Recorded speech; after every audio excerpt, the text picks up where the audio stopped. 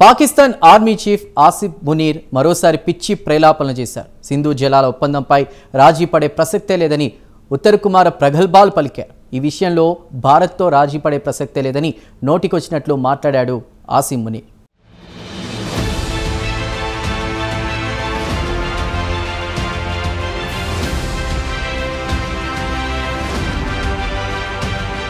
సహజంగా సైన్యాధికారులు కేవలం సైన్యానికి సంబంధించిన వ్యవహారాలకి పరిమితమై ఉంటారు. మిగతా విషయాల్లో జోక్యం చేసుకోరు. అయితే పాకిస్తాన్ది డిఫరెంట్ స్టైల్. పాకిస్తాన్లో సైన్యమే సుప్రీంగా ఉంటుంది, అలాగే వ్యవహరిస్తుంది. ఎన్నికల్లో గెలిచి ఏర్పడ్డ ప్రభుత్వాలు నామమాత్రంగా ఉంటాయి. ఇదే విషయం మరోసారి రుజువైంది.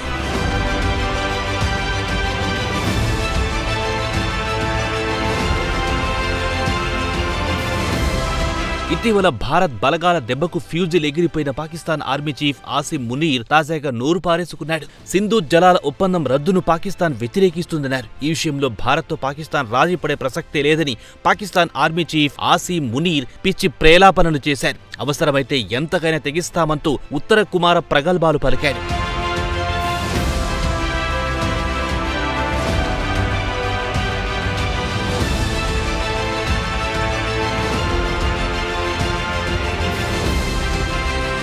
సింధు జలాలు పాకిస్తాన్కు జీవనాడు లాంటివన్నారు ఆసిఫ్ మునీర్. సింధు జలాల సరఫరాను బంద్ చేయడమంటే పాకిస్తాన్ ప్రజలు ముఖ్యంగా రైతుల జీవితాలతో ఆడుకోవడమేనన్నారు పాక్ ఆర్మీ చీఫ్. సింధు జలాల ఒప్పందాన్ని రద్దు చేసి భారత్ పెద్ద తప్పు చేసిందని పిచ్చి వాగుడు వాగాడు ఆసిఫ్ మునీర్. అంతేకాదు, సింధు జలాలపై కోట్లాది మంది పాకిస్తాన్ ప్రజలకు హక్కుందంటూ లా పాయింట్ లేవనెత్తాడు ఈ పెద్ద మనిషి.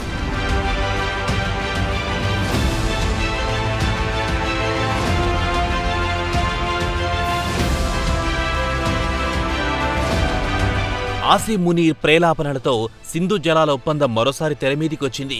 భారత్ పాకిస్తాన్ మధ్య 1960లో సింధు జలాలపై ఒక ఒప్పందం కుదిరింది. అయితే పహల్గాం దాడి తర్వాత ఈ ఒప్పందాన్ని భారత్ రద్దు చేసింది. దీంతో పాకిస్తాన్లోని వ్యవసాయ భూములకు నీరందరం లేదు. ఇప్పటికే పాకిస్తాన్ వ్యవసాయ భూములు ఎడారులా మారుతున్నాయి. పాకిస్తాన్ భవిష్యత్తు ముఖచిత్రం అత్యంత దయనీయంగా ఉండబోతోంది. పాకిస్తాన్లోని అనేక ప్రాంతాల్లో తీవ్ర నీటి కటకటాలు ఏర్పడే అవకాశాలు స్పష్టంగా కనిపిస్తున్నాయి. ముప్పావంతు పాకిస్తాన్ ఎడారిలా మారే అవకాశాలు స్పష్టంగా కనిపిస్తున్నాయి. అంతేకాదు, దాదాపు 25 కోట్ల మంది పాకిస్తాన్ పౌరులు త్రాగునీటికి తీవ్రంగా ఇబ్బంది పడతారు.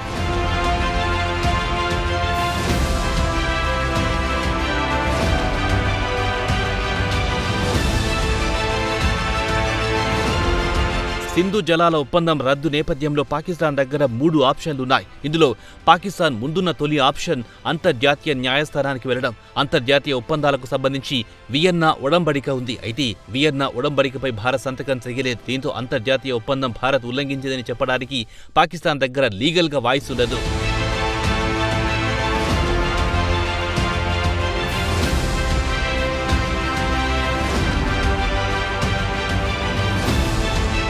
ఇక పాకిస్తాన్ దగ్గరున్న రెండో ఆప్షన్ చూద్దాం. సింధు జలాల ఒప్పందాన్ని రద్దు చేస్తూ భారత ప్రభుత్వం తీసుకున్న నిర్ణయాన్ని ఐక్యరాజ్య సమితిలో ప్రస్తావించడం. అంటే ఐక్యరాజ్య సమితి భద్రతా మండలిలో భారత్ నిర్ణయాన్ని సవాల్ చేయడం.